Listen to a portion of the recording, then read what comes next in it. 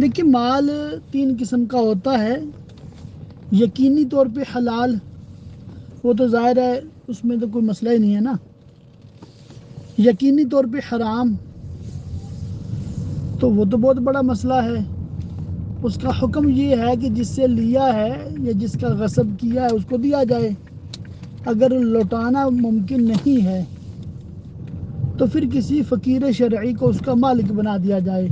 بغیر ثواب کی نیت کے۔ فقیر شرعی نے جب اس مال پہ قبضہ کر لیا، یہ مال اس کے حق میں 100% حلال ہے، ٹھیک ہے۔ اب وہ فقیر شرعی اپنی مرضی سے جہاں چاہے استعمال کرے، اور اگر وہ فقیر شرعی یہ مال جس نے اس کو دیا ہے اس کو کچھ دے دیتا ہے یا کچھ کھلا دیتا ہے، پلا دیتا ہے، تو اب یہ اس کے حق میں بالکل حلال ہے، جائز ہے، درست ہوا۔ تیسرا مال ہے شبہ کا مال۔ اب پتہ نہیں کتنا حلال ہے کتنا حرام ہے، حلال ہے کہ نہیں ہے، حرام ہے کہ نہیں ہے،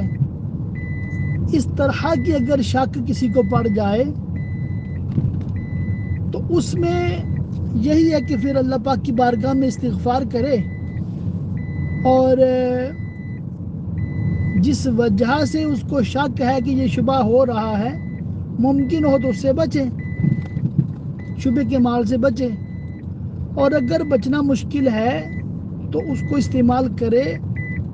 اس میں کوئی حرج نہیں ہے۔